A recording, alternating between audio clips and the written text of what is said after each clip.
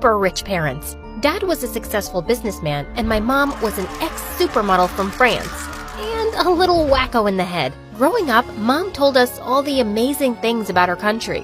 Oh, chérie, it is a beautiful country. So many good places to go and huge gardens. I miss it. Mom made France sound like a paradise. And while I got attracted to its beauty, language, and culture, Natasha was fascinated by its fashion and style. I wanted to go there so badly that I practically begged my dad every year for a vacation. Not this year, princess. Maybe when my Natasha becomes a famous model, we'll all go to Paris Fashion Week, Mom said. And she was serious.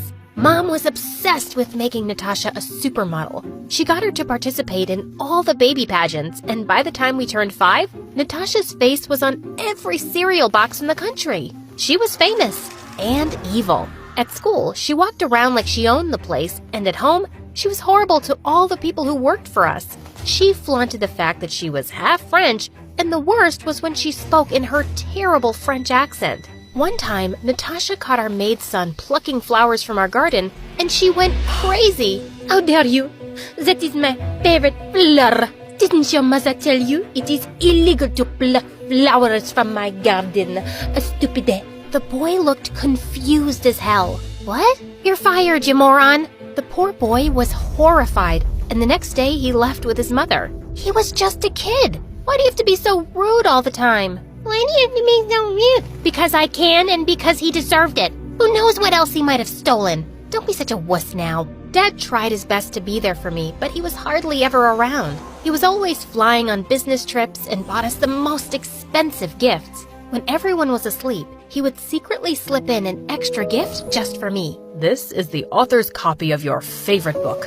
Enjoy! Thanks, Dad. I love you. Eventually, I got tired of gifts and realized that this was his way of making up for his absence. Years flew by, and finally, we turned 16.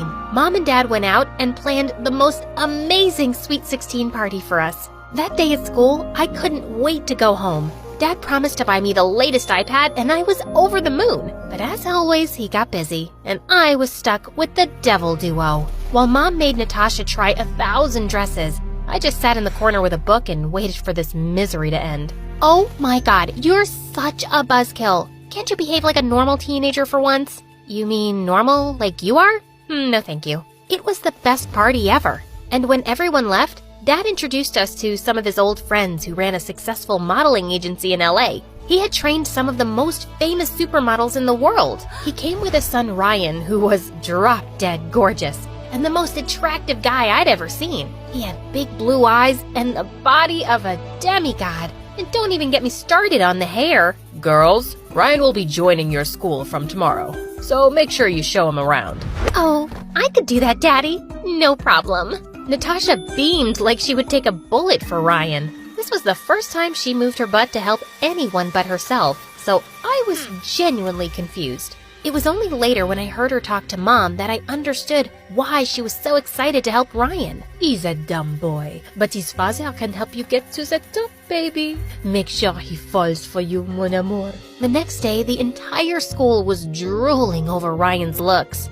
As if Natasha wasn't high-headed enough, now her popularity went shooting off the roof with Ryan as her arm candy. And Ryan followed her like a lost puppy all the time. Ryan, honey, please get me my salad.